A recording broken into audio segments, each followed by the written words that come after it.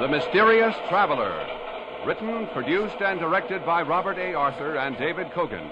And starring tonight two of radio's foremost actors, Leon Janney and Charlotte Holland, in Operation Tomorrow. This is the Mysterious Traveler, inviting you to join me on another journey into the realm of the strange and the terrifying. I hope you will enjoy the trip. It will thrill you a little and chill you a little. So settle back, get a good grip on your nerves, and be comfortable, if you can, as we journey with a young scientist into the unknown future. It's a story I call Operation Tomorrow. My story begins in a scientific laboratory cut out of the solid rock many feet beneath New York's City University. Amidst a maze of electronic apparatus, Professor Wilbur Malcolm, a middle-aged pipe-smoking man, is making methodical tests, aided by his new assistant, Fred Andrews. The main output coils seem to be working the way they should. You ready at the meters, Fred? Yes, Professor. But I wish I knew what we were doing. You will in a few seconds, my boy. Now, wind up that alarm clock and put it here on this lead table in the center of the magnetic field. This old alarm clock? Yes. There. All right, it's in the magnetic field. Now what? Now I'm going to turn on the current. You give me the readings as we go along. Right, sir. Here we go. Readings, please. 1,000 volts positive main output tube. 1,500. 2,000. 3. 4. 5. 6. 7. 8,000. 9. 10,000. All right. We've reached critical voltage. Now watch the clock closely, Fred. The clock? Yes, sir. Why, it's getting a little hazy. Hard to see. Now it's transparent, as if it were made of glass. What is this, Professor? Patience, my boy. Watch and observe. That's the scientist's motto. Well, the tick is getting fainter. Fading out. The clock is disappearing. Professor, the clock has vanished. So it has. Gone completely. But where? Don't tell me you've discovered the secret of invisibility. Oh, something bigger than that, Fred. But watch now. I'm going to cut off the alpha tubes. Now I'll cut in the beta tubes. That will give us a negative charge and reverse the magnetic field. You ready, Fred? Yes, sir. Here we go. Readings, please. 2,000 volts negative. 3,000 negative. 4,000. 5. 6. 7. 8. 9. 10,000 volts negative. Good. I'm holding the field at 10,000. Now watch where the clock was. I'm watching, sir. Good Lord. I see a ghost of a clock there. Just a misty outline. Now it's becoming clearer and clearer. It's transparent. Now it's almost solid. Why, I can hear it ticking again. And there it's back. Oh. Yes, Fred. The clock is back. And as you can hear, still in good working order. But where was it? Where did it go? Where did it go? It went into the future. Into the future? Yes, my boy. That clock has just penetrated approximately 1 year into the future. You've witnessed the first demonstration of something that up to now has always been considered a fantastic dream. Time travel. Good Lord. Ah, that's enough for today. You're coming home with me, Fred, while I tell you my plans.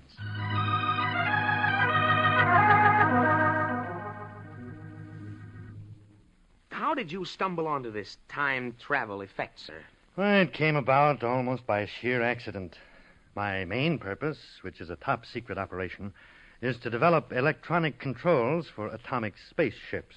You mean they've been developed? Oh, no, not yet. But it shouldn't be long now. Science is making incredibly rapid advances. And sometimes it worries me. When you travel so fast, there's danger of a collision. Yes, I know. We're all of us worried that the world is headed for a gigantic disaster, but there doesn't seem to be anything we can do about it. Perhaps there is. That's what I've been working around to tell you, Fred. What, Professor Malcolm? Well, this time travel effect that I stumbled on accidentally. I've kept it a secret. You're the only person besides myself to know about it. I'm very flattered, sir. And I know I can trust you. And I need your help. I'm not sure we're really ready for time travel. As we were just saying, we're going so fast now, so many new discoveries that we don't know how to handle for the world's good. I hesitate to add one more to the list. I think I understand. But on the other hand, maybe it can be used for mankind's benefit.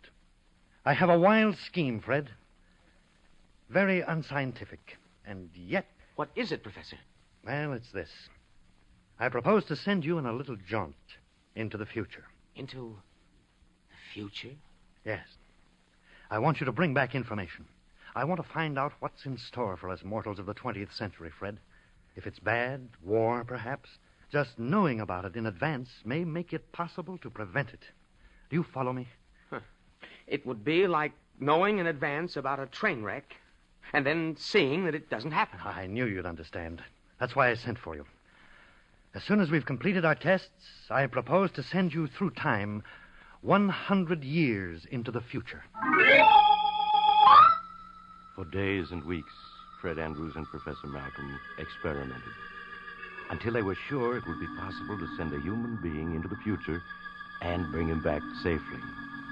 At last, they were ready for the big test, for the actual transmission of Fred himself through time. Professor, I'm all ready. Why are you hesitating? Well, Fred, as we've been working, suspicion has been growing in my mind. What suspicion, sir? I don't think this is going to work. But, Professor, we've sent dozens of objects into the future and brought them back. Even live animals. Cats, dogs. Yes, but we've never brought back an object from the future itself. I mean, one we didn't send there. No, that's true. I wonder if... Well, no matter, we'll see. Now remember, gather all the information you can and get back to this spot 6 hours from now. I'll activate the return field then and bring you back to 1950. Yes, sir, I'll do my best. I guess that's all. Good luck, my boy. Thank you, sir. 5,000 volts positive. 6,000 volts. How do you feel? I feel fine, Professor. 8,000 volts. 9. 10,000. Critical voltage.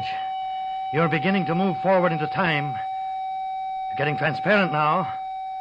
Can you hear me? Yes, Professor Malcolm. I can hear you, but you sound very far away. I can't see you any longer. I seem to be in the middle of a fog or mist. Now I'm just surrounded by blackness. I can't hear or see anything. He's gone. Pray heaven he comes back safely. For a long moment, Fred Andrews felt as if he was spinning dizzily through empty darkness. Then the feeling passed, and he cautiously opened his eyes to find himself standing in an empty room, the laboratory which he had just left 100 years ago. Unsteadily, he crossed the room and, with difficulty, opened the door. Then he gasped. Outside was a maze of corridors and stairways, brilliantly lighted, as if a whole city had been carved out of the rock of Manhattan Island. As he stood there, someone came walking swiftly past him. An attractive girl in full military uniform. I beg your pardon. Yes? But, can you What are you tell doing me... here? This section is forbidden to civilians. Forbidden to civilians? I don't get it. How did you get past the guards? Where are your identification papers? No, wait a minute.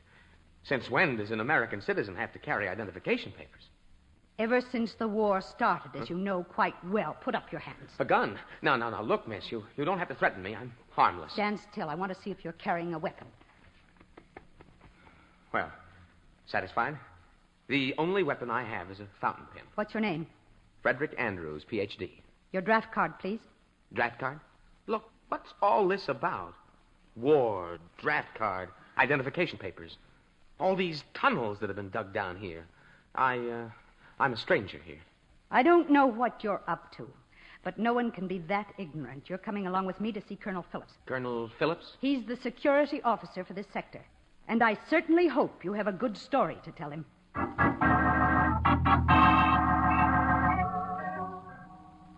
So your story, Mr. Andrews, is that you've come here from the year 1950. You must realize it's a very unconvincing tale. Completely unconvincing, in my opinion, Colonel. Well, it's the only story I have.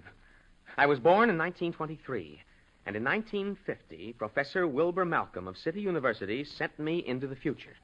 Now I'm here, and, I forgot to ask the date. It's April 10th, 2050. Exactly 100 years. Professor Malcolm's calculations were accurate to almost the minute. Colonel, in my opinion, this man is a very clever spy. Spy? But well, look at that stuff you took from my pockets. The notebook, fountain pen, my driver's license, dated 1950. Those coins and bills, the cigarettes. Surely they convince you I came from 100 years ago. I think we can settle the question, Mr. Andrews. Our technical department can tell whether this currency is genuine and approximately how old it is. Lieutenant French. Yes, sir. Send all these things by pneumatic tube to the technical department. Ask them for an immediate report. I'll have a report for you in half an hour. When the report comes, Mr. Andrews, I'll know how to handle your case. If you are a spy, you know the penalty. Well, I'm not worried, Colonel. Now, may I ask a few questions? Are you at war? We are indeed at war. And these miles of tunnels I saw, carved out of the solid rock. This city has retreated underground, Mr. Andrews. No one lives on the surface now. Good Lord. How long has the war been going on? We've been at war, Mr. Andrews. Off and on, of course, with periods in between in which both sides have rested up. For 95 years.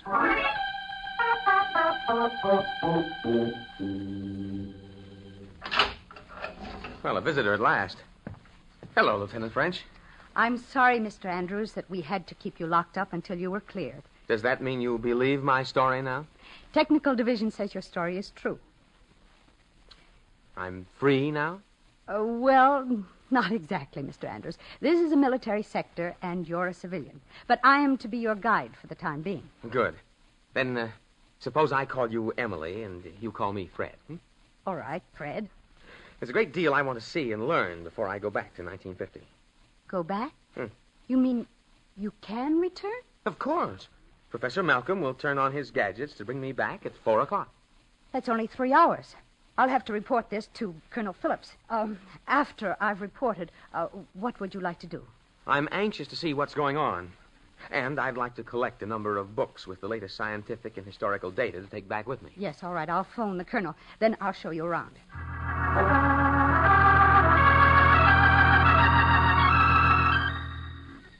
Fred, here's the plotting room for the flying bomb attack. Good Lord, it's as big as a theater. And as dark.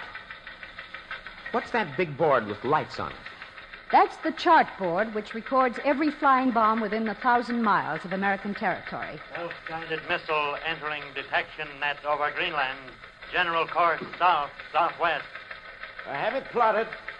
Send up interceptor rockets when it reaches Zone 4. Yes, sir. Rockets 34 and 35 successfully intercepted at Defense Zone 4. Now, you see, Fred, 2 lights just went out. That means we sent up destroyer rockets, which brought the bomb down. Rocket bombs 29 and 31 have eluded interception at Zone 3. Interception salvo at Zone 2. If they penetrate, use interceptor L-100 at Zone 1. L-100 is our new top-secret interceptor, Fred. Hardly anyone knows how it works, but it never fails. 4 more lights went out then. Mm-hmm. And here comes the report. Last 4 rockets successfully intercepted. Roger. Well, Fred, what do you think of modern Rocket warfare? 25 has it's penetrated Zone 2. Horrifying. Interceptor And L-100 everybody is being here launched now. Seems to take it so calmly. You can't get excited when a thing has lasted for almost 100 years on and off. That light, number 25. It's still on and moving. But it should have been destroyed by now. Do you suppose... Rocket number 25 has eluded interceptor attack by L-100. It has, but it can't have. Report on 25, please. Detection base 103 reports number 25, apparently new type rocket, non-metallic construction, able to baffle sighting mechanism of L-100. Order technical crew to search for fragments after the hit. Send general warning to eastern seaboard area. Give plotted strike prediction. Very good, sir. All personnel in Eastern District, all personnel Bomb strike due in 10 seconds. Battery area. Bomb strike due in 5 seconds. 4 seconds. Bomb strike due in 3 seconds. 2 seconds. 1 second.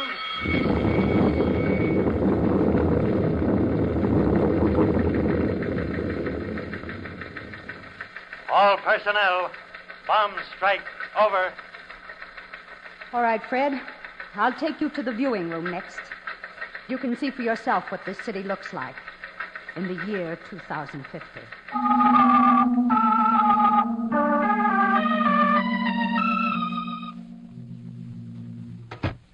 Lieutenant French reporting back with Mr. Andrews, sir. Very good, Lieutenant.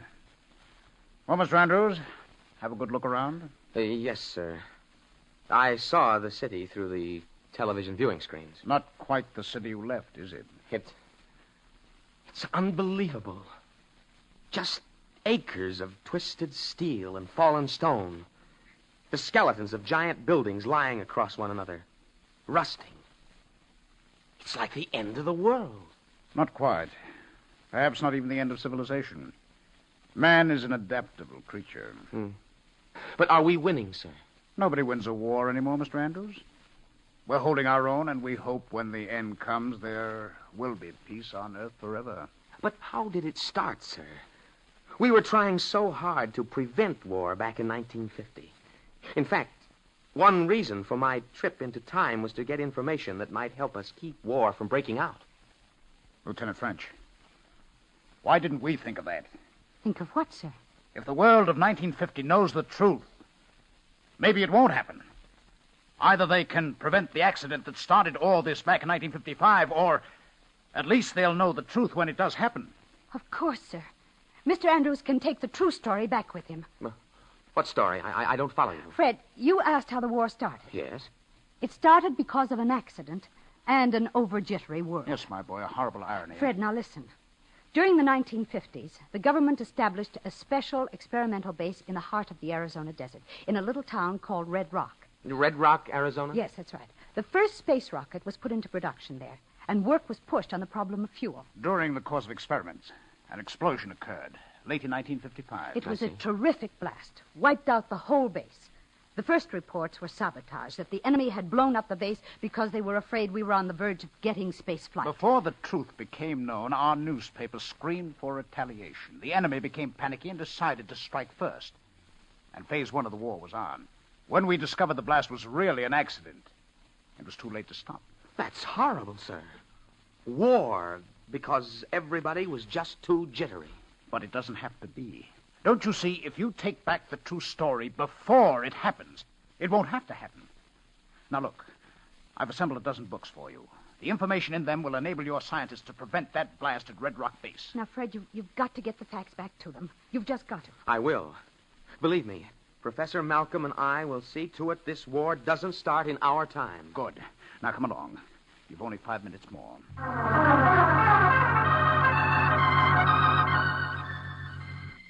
This is the exact spot where I was lying when I came through the time dimension, Colonel Phillips. You've only 30 seconds more, Andrews. Remember, impress the lesson of the accident at Red Rock on the world. These books, hold them close to you so they'll go back with you. Yes, sir. I've got a good grip on them. Fred. Yes, Emily? Just good luck. Thanks. Maybe I'll pay another trip to 2050. I hope so. It's 1600. If Professor Malcolm is on time... Look, Colonel. He's getting transparent. He's disappearing. Goodbye, Emily. I guess this is it. Hope to see you again sometime. But, sir, the books, they aren't disappearing. They're just as solid as ever. Fred! Fred! What? I can hardly hear you. Everything's gray and misty. Are you still there? Emily, are you still there? The books, Fred! Andrews, you're going back with the books. They're staying here.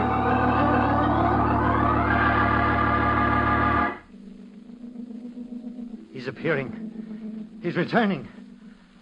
Thank heaven he's safe. Fred, my boy. Fred, what's the matter? You're staring at me as if you didn't know me. Here, Fred, let me help you up. It's I, Professor Malcolm. Professor Malcolm. Yes, Don't tell me you don't remember.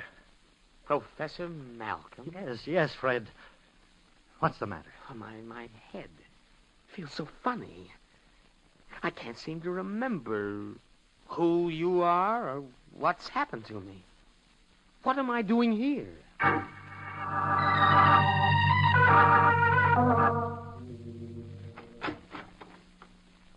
Well, Fred, how are you?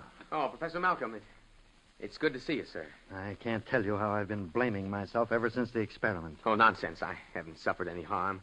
Just a blank place in my mind. I can't understand it. Do you suppose the experiment failed? You were gone for 6 hours. Somewhere. That's all I know, Fred. If you did get to 2050, Fred... Yes, sir? Well, I have a theory that though we can move from past to future, it's impossible for anything belonging in the future to move to the past. The structure of time itself prevents that. I see. So, if you did try to bring back any books or papers, they stayed behind. You must be right. You can't remember because nothing that you didn't take with you could come back with you, even including sensory impressions on your brain cells. The very act of returning wiped out your memories. Maybe if I went again, we could find some way around the problem. There must be some way, sir. No, Fred. I'm dropping the whole subject for the time being. I've been transferred to a new assignment, and you're coming with me. Well, what is the assignment, sir? All spaceship research is being concentrated at a new base now being developed. You and I are going out there to help develop a fuel that will take a rocket to the moon. I see. Where is the base, Professor Malcolm? Oh, someplace in the west. I believe they call it Red Rock, Arizona. Red Rock? The name seems awfully familiar to me. I wonder why.